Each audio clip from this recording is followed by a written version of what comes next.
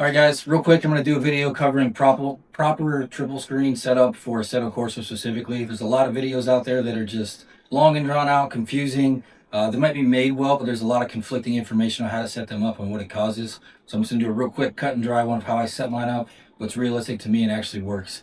You're going to do a couple measurements that you got to get outside of the in-game settings. You'll convert those, and then you're going to go ahead and throw those into a website, get your proper angles, toss them on your Assetto settings, and then you're good to go. You're not going to have any issues. So the first thing you have to measure, grab a tape measure. You're going to measure one monitor from edge to edge and get that distance, write it down. If it's in inches, that's fine. Just write down that distance. Make sure you know if it's in inches or not. The next thing you're going to do is measure your bezel, which is the outer edges of your monitor, that small little trim. Mine's like 1 millimeter, but you're going to measure that little edge. You're going to take those, we're going to put them into a calculator, and then it's going to tell you what angle this monitor and that monitor need to be at. They'll be the same, but that's what the calculation you have to get, so that gives you the correct field of view and the correct seat position in there. So once you measure that, I'll cover how to measure your eye distance, and then I'll show the website on how you actually have to get the numbers to finish this size here. All right, once you have measured the tops of your monitors and your bezel width from on top, the other measurement you're going to need to get before you can calculate the right angle is you're going to sit in your seat wherever you intend to drive, and you're going to measure from a neutral position of your eyes to the point of where it impacts the screen. So you need this distance. It'll be in inches probably. Convert it to centimeters and millimeters. You're going to need it later. And a word of advice with that, what you should be looking for is you want to get that wheel as close to the screen as you can, because this distance is going to add to your distance from the screen. The further you get from the screen, the more it's going to have to affect your monitor angle and your field of view to give you a natural field of view. What you're trying to shoot for is when I sit here naturally without turning my head, if I look out my peripheral vision, the edge of that monitor should be right here without turning my eyes. If they're way flared out, it's going to be super unrealistic and your car is going to look like a flat wall. If they're too far in, you're probably sitting very far back and they need to come in more, so that way you can still see out to the edges of the screen, which is going to throw off your field of view and your perception of distance. The other thing is, if you sit too far back, to make your cockpit feel real, like what I look for when I sit in this seat, if I'm holding the steering wheel, in a real car, my mirror should be right there, and I should look to my left and see the passenger side dash. Some people I see slide their seat position back so they can see the whole dashboard, but then you got to think, in the game, you're sitting in the seat, but then you're also away from your screen sitting in a seat. So it's not like you're sitting in the back seat of the car. So that's going to throw off your depth perception in the game and kind of where your car's position is. I like to see a portion of the dash. My steering wheel lines up with where it should sit in the game roughly.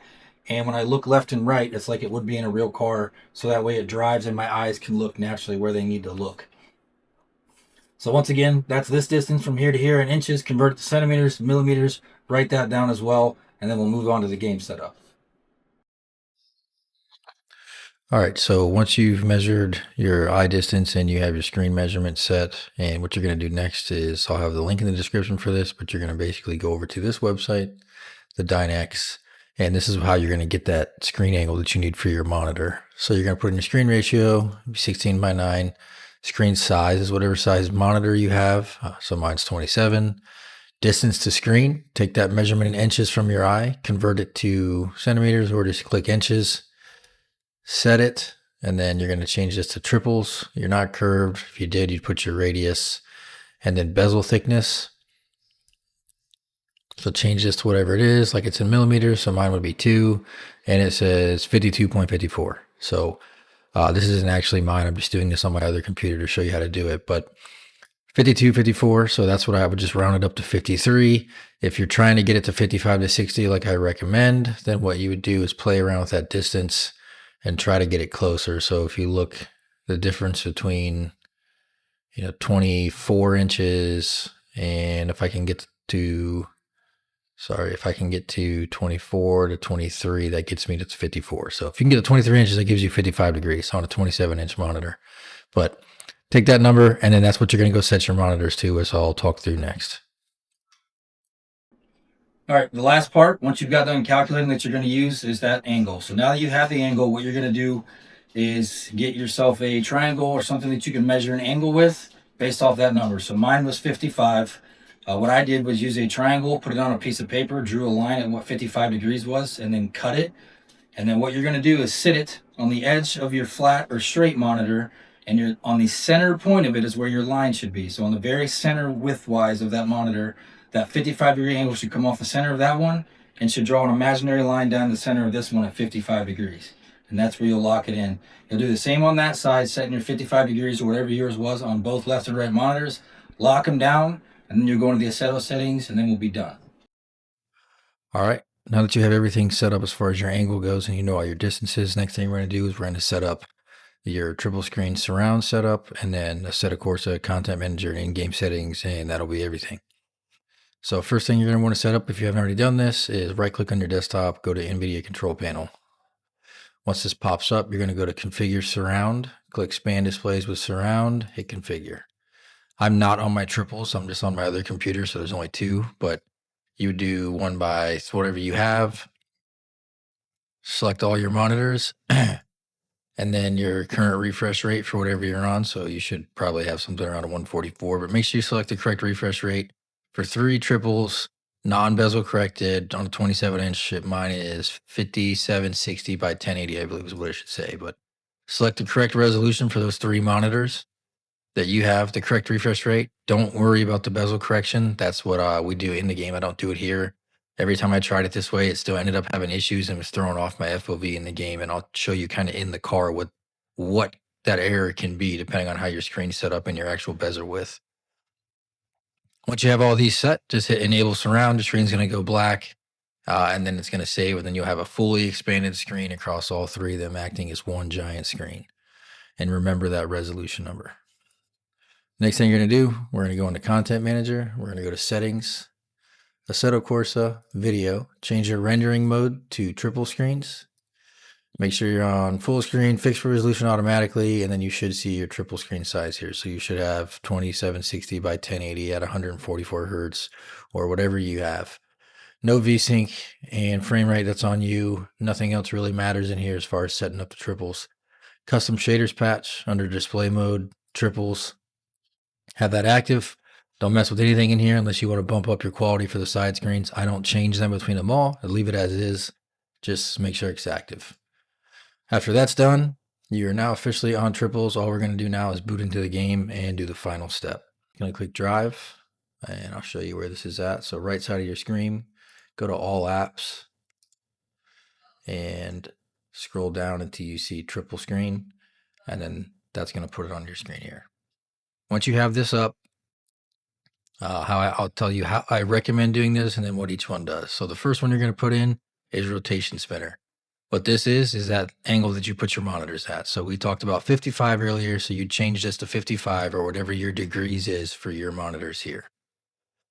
Distance spinner, that's where you're going to take that number from your eyes that you put in the calculator and that you wrote down. Now it's in millimeters, and put that number here.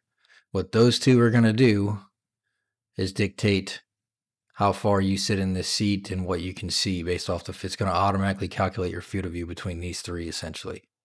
Bottom left is the width of each screen.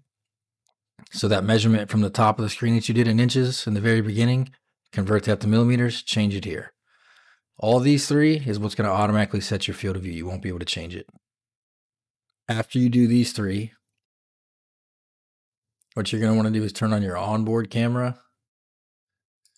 And how I do this, and this is where we're going to correct for that bezel, right? Or having the, shouldn't say bezel, but to correct for how the screen looks because of the distance and where you're set at. So once you're in your cockpit view, adjust it now that you have your triple set and your FOV is set for what you want. Like I'd probably be somewhere, if I was on my triples right now, I'd probably be somewhere like this, give or take. All right, once I'm here, I have it set up where I want my view to be at. Sweet. The last one we're going to do is the margin now. On your screen, somewhere on your triples, this A pillar, or if you're on a right-hand drive card on your right side, somewhere this A pillar is going to disappear across one screen and go over to your outboard screen. That margin spinner is going to change how it projects the image on the screen to match for that bezel correction distance. You can see how it's making my dash basically a duplicate right now, the higher I go on that left and right side. So if this number is off and not right, you could potentially do this and think that you are farther away from things than you actually are, or the wrong way where you think you're close and you're actually not close. So leave it at 0. Pick something that's a clean defined line. And if you can't find it where it makes it look blurry off the screen or not corrected, then just over exaggerate it until you see a messed up line. And then you're just going to walk that back until you see it make one perfect picture. Like I'm watching that roll bar there on the dash until that shape is perfect. So I match that up, I'd match this up, and then there you go. That's your bezel correction that you didn't do in NVIDIA surround sound. So quick recap, you measured, you set your screen angle, got your eye distance, got your calculator and everything set. You change the triples, come in the game. Rotation is your monitor angle, distance is your eyes, screen width the top of one monitor in millimeters. And then last, set your cockpit view up and then go ahead and adjust for the margin correction to get that perfect FOV.